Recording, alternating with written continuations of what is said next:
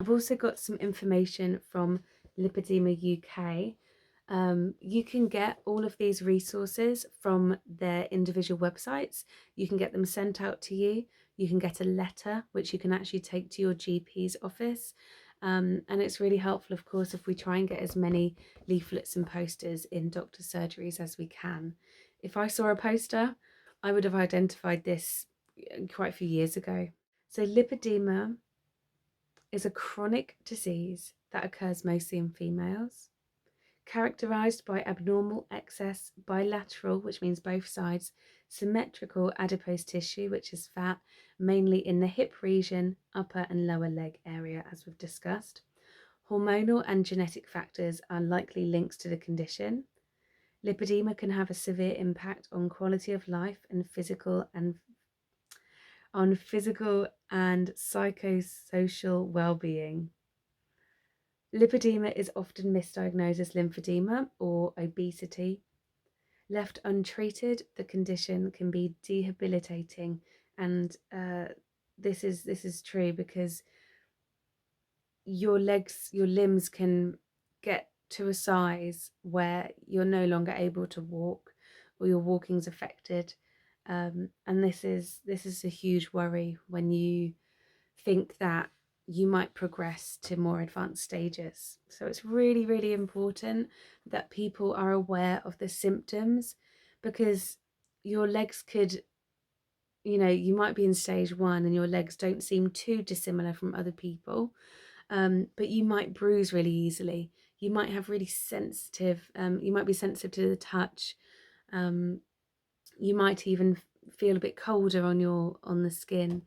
So it's important that you know the symptoms and can look out for them. As you can see, we've got the stages here again.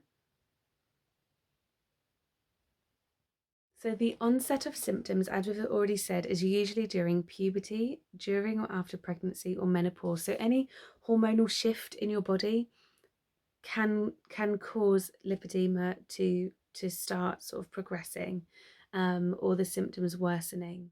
So symmetrical presentation involving both legs. Lymphedema is often asymmetrical, so it's usually one side is bigger than the other. Significant disproportion of hip to waist ratio, so it's saying that you may have wider hips, but quite a lot wider than your waist.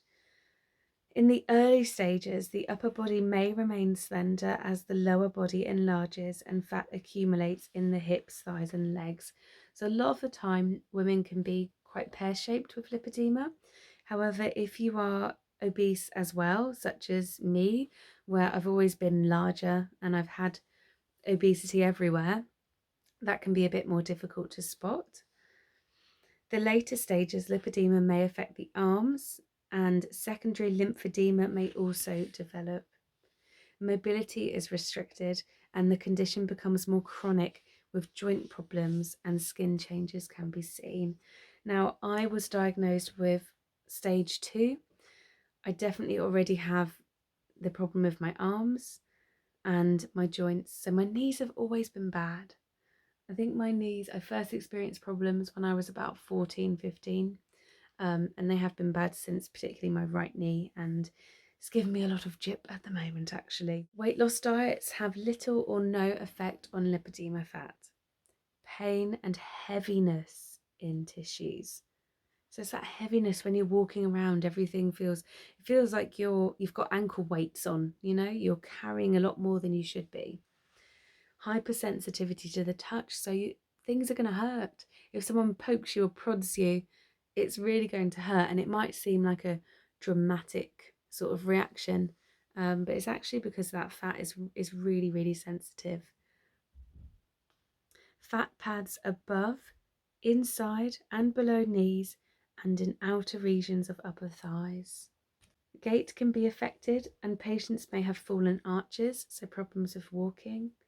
Feet and hands are generally unaffected, with a cuffing or bracelet effect seen to the ankles or wrists. Now, this is one of the most common symptoms that you will see, particularly in the later stages.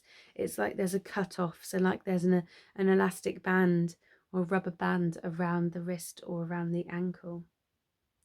Skin may feel cool and have a dimpled appearance. If you're recognizing any of these symptoms, please find out if you have a local lymphedema clinic, a local lymphedema nurse, because they might be able to help diagnose you, or at least point you in the right direction of someone who can. Referral to a lymphedema clinic can be helpful with diagnosis, assessment, advising and supporting the patient, and facilitating self-care with compression therapy, skincare, exercise, healthy eating, and pain management. Surgical management with medical tumescent liposuction has been shown to have a positive impact with improved quality of life for patients. Research is ongoing, but surgery has been being performed on lipedema for quite a while now, and we have got so much evidence that it can be absolutely transformational and life-changing. It's really sad that it's not recognised here in the UK, and is not funded by the NHS in terms of getting that life-changing treatment.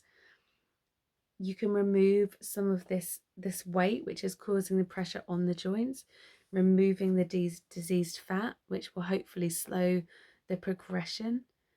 So it's something that this is a lifeline for people, and the only way at the moment is to pay privately, and it's thousands and thousands and thousands and thousands of pounds. So I'm going to leave it there for today.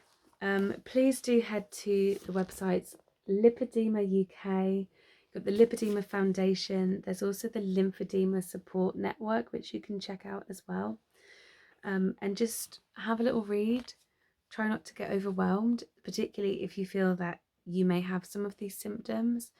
Join some of the Facebook groups and you'll see pictures of people, and you might relate and say, oh my gosh, they're what my legs look like, or they are my arms. And we're all there to support each other.